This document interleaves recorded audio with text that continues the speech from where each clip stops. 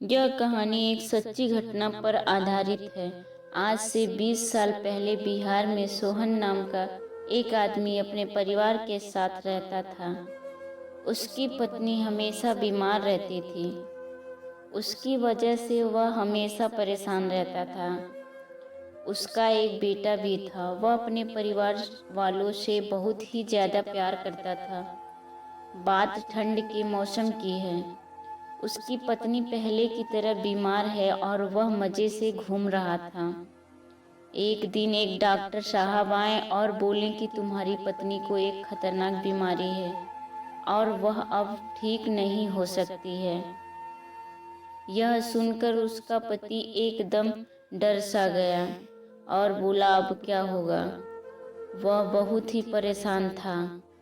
उसको रात में नींद नहीं आ रही थी। उसने एक प्लान बनाया और अपने बच्चे को लेकर रात को घर छोड़कर भाग गया।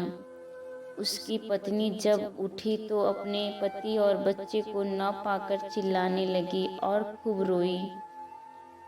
वह हर रोज अपने पति और बच्चे का इंतजार करती थी, लेकिन वो दोनों किसी और शहर में चले गए थे।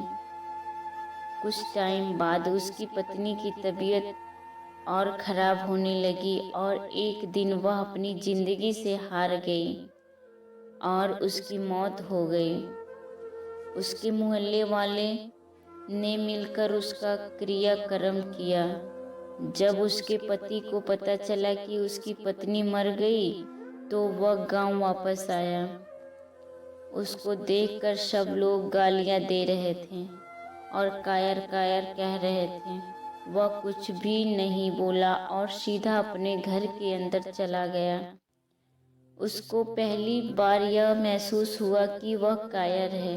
उसने अपनी पत्नी के साथ धोखा किया है। पूरी रात उसको नींद नहीं आई। सुबह वह रेलवे स्टेशन की पटरियों पर घूम रहा था कि उसने देखा एक महिला ट्रेन से कट जाने वाली थी। वह यह सब देख रहा था और उसका लड़का भी वहीं पर आया और बोला, पापा उसको बचाओ। फिर भी उसकी कायरता की वजह से वह वहां जा नहीं पा रहा था। फिर उसने हिम्मत करके ट्रेन के पास गया और उसको ढकेल दिया।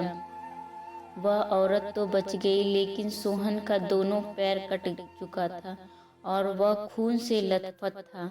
उसने अपने बच्चे को बुलाया और बोला, अब सबको बता देना, मैं कायर नहीं हूँ। मैं तुम्हारी माँ को नहीं बचा सका, लेकिन किसी और को बचा दिया। यह कहकर उसने अंतिम सांस ली।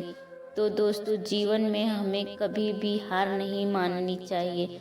वीडियो कैसी लगी?